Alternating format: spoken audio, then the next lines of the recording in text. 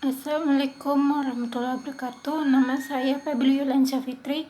Di sini saya akan menjelaskan indikator lainnya dari ukuran pembangunan dari aspek kerusakan lingkungan, keadilan sosial, dan pembangunan berkesinambungan.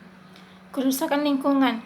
Sebuah negara yang tinggi produktivitasnya dan merata pendapatan penduduknya bisa saja berada dalam proses untuk menjadi semakin miskin. Hal ini misalnya karena pembangunan yang menghasilkan produktivitas itu tidak memedulikan dampak lingkungannya. Jika alam habis terkuras, maka otomatis kehidupan manusia pun terancam. Inilah pula yang kemudian saat ini melanda Indonesia. Kita bisa melihat beberapa waktu yang lalu dan hingga kini bencana terus-menerus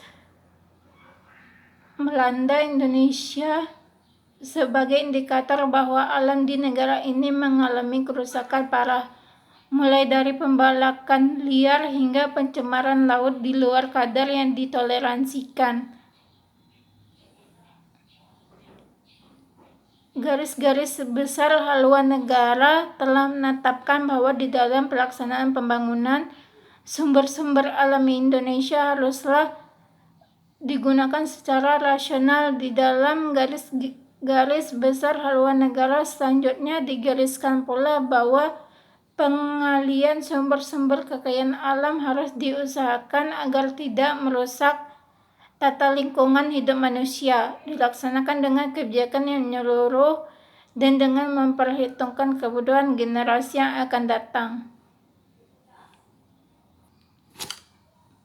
Kalau pembangunan dari keadilan sosial itu di Indonesia itu menganut sistem Pancasila yang dimana terdapat pada alinea keempat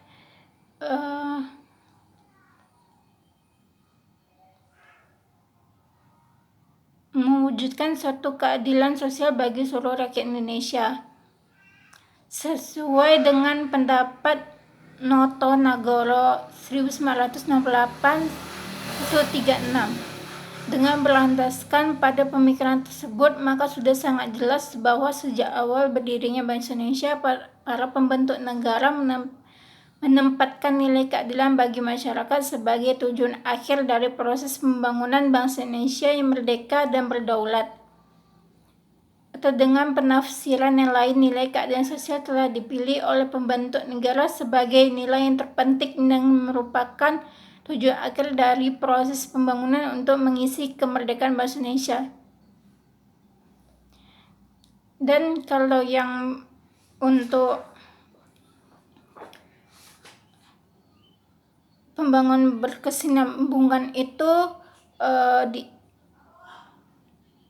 di mana aspek kerusakan lingkungan dan keadilan sosial itu saling berkaitan,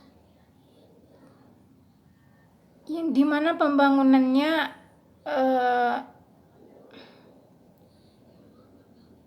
akan menjadi lebih baik, yang dimana pembangunan itu menggunakan sumber daya alam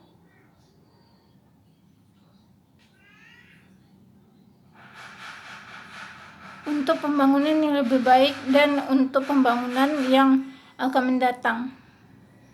Terlebih dan kurang saya mohon maaf. Wabillahi taufiq wal hidayah. Wassalamualaikum warahmatullahi wabarakatuh.